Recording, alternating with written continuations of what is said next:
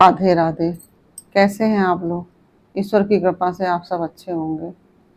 आज हम बताने जा रहे हैं द्रौपदी और पांडवों को कष्ट क्यों भोगना पड़ा। और इस बारे में एक कथा है।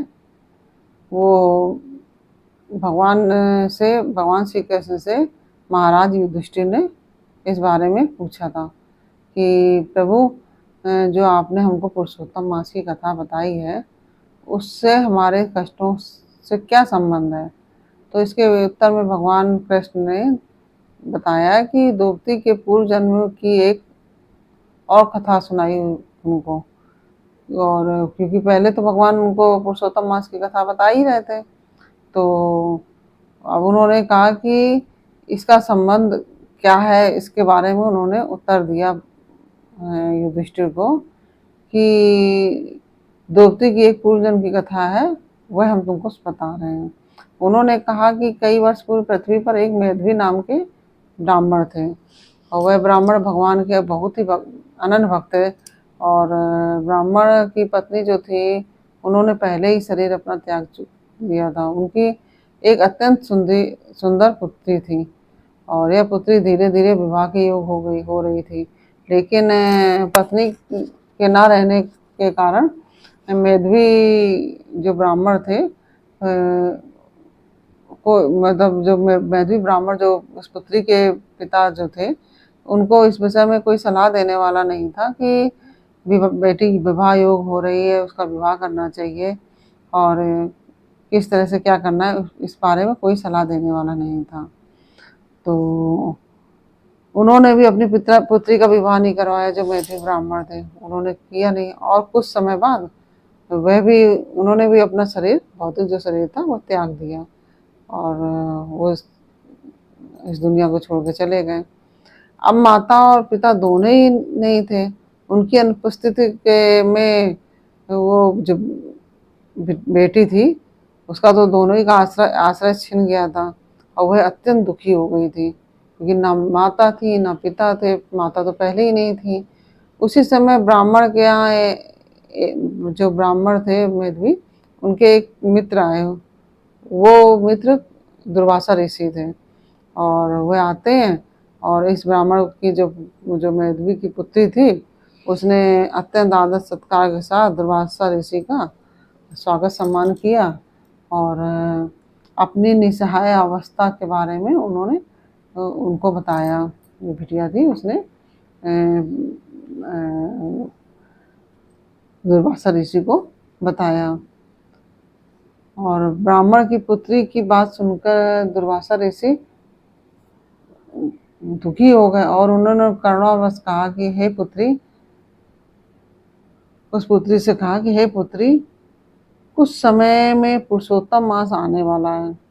यह मास अत्यंत शुभ एवं पवित्र है, और इस मास में अगर तुम व्रत और नियम का पालन करके भगवान श्री हरि की उपासना करोगी, क्योंकि ये पुरुषोत्तम मास भगवान विष्णु को समर्पित है, तो तुम्हारे सभी कष्टों का अंत हो जाएगा। लेकिन जो ये ब्राह्मण की पुत्री थी, वो दुर्वासा ऋषि की बात पर उसको विश्वास नहीं हुआ, और उसने कहा कि सभी लोग जानते हैं कि यह मलमास है, अधिक मास है, और यह मलमास जो कि सबसे अशुभ होता है।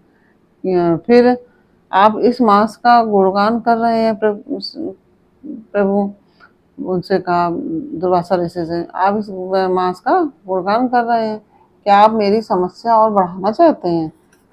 इस तरह से किसी ऋषि से कहना उचित तो नहीं था। उस बेटी ने, उसको कोई समझाने वाला भी नहीं था, उसने इस तरह से ऋषि से बोला। तो यह सुनकर दुर्वासा ऋषि को बहुत क्रोध आया, क्योंकि वो तो बहुत क्रोधी ऋषि थे ही। उनको तुरंत श्राप निकलता था, जैसे उनको क्रोध आता था तुरंत वो सबको श्राप दे दिया करते थे। लेकिन उन्होंने उस जो बेटी थी, वो निसहाय थी, उसकी निसहाय अवस्था को देखकर उसे श्राप तो नहीं दिया, लेकिन वो वहाँ से उठ के चले गए, उससे कुछ बोले नहीं, फिर वहाँ से चले गए। और पुरुषोत्तम मास का इस प्रकार अपमान करने के कारण उस ब्राह्मण की पुत्री का जो सारा सौंदर्य था और संपत्ति थी, धीरे धीरे समाप्त होने लगी। समाप्त भी, वो जो सौंदर्य था वो भी क्षीण हो गया, और जो धन दौलत थी वो भी क्षीण हो गई। और ये ब्राह्मण पुत्री अगले जन्म में द्रौपदी बनकर राजा द्रुपद के यहाँ प्रकट हुई। जो जो थी ब्राह्मण की पुत्री, वह द्रुपद के यहाँ, राजा द्रुपद के यहाँ द्रौपदी बन के प्रकट हुई। पिछले जन्म में द्रौपदी के द्वारा पुरुषोत्तम मास का अपमान किए जाने के कारण उसे अनेक समस्याओं का सामना करना पड़ रहा था, क्योंकि पिछले जन्म में द्रौपदी ने मतलब दुर्वासा ऋषि का अपमान किया था, इसके कारण, और पुरुषोत्तम मास का भी अपमान किया था। इस वजह से उन्हें अनेक समस्याएं, जो पांडव हैं, द्रौपदी है, उनको अनेक समस्याओं का सामना करना पड़ा।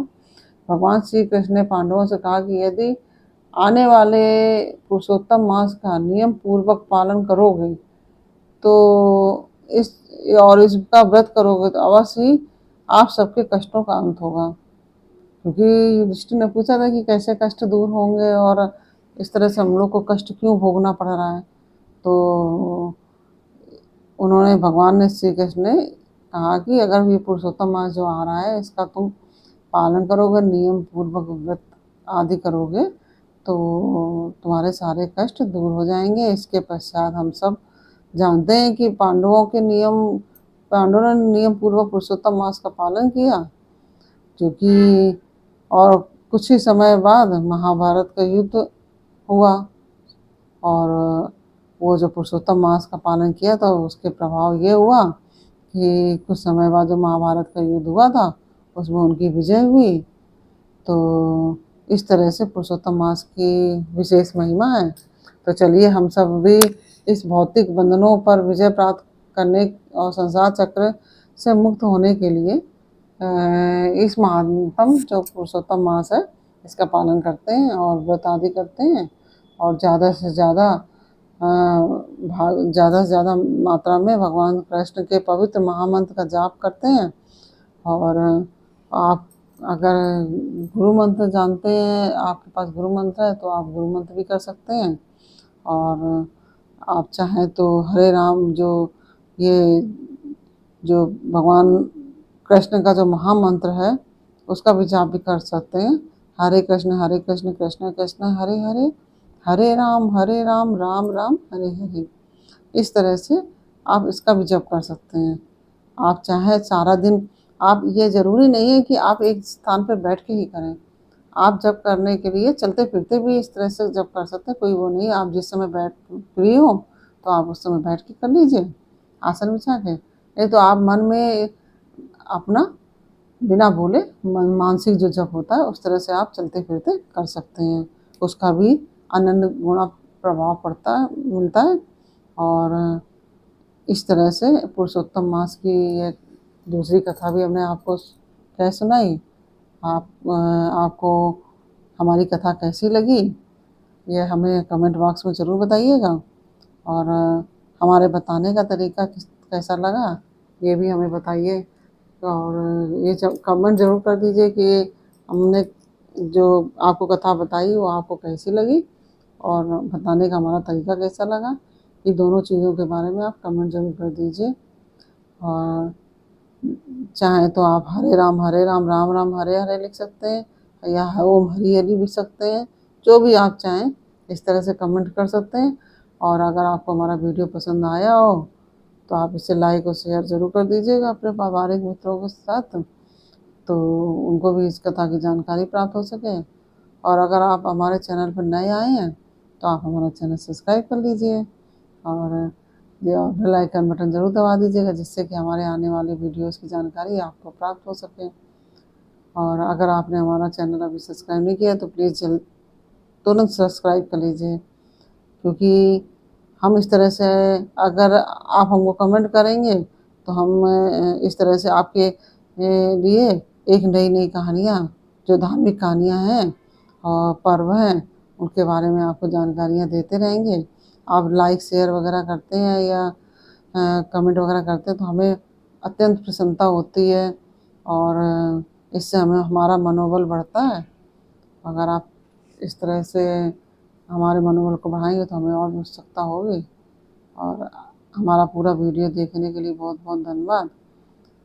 फिर मिलते हैं आपसे अगले वीडियो में एक नई जानकारी के साथ। तब तक के लिए राधे राधे, हरे कृष्णा।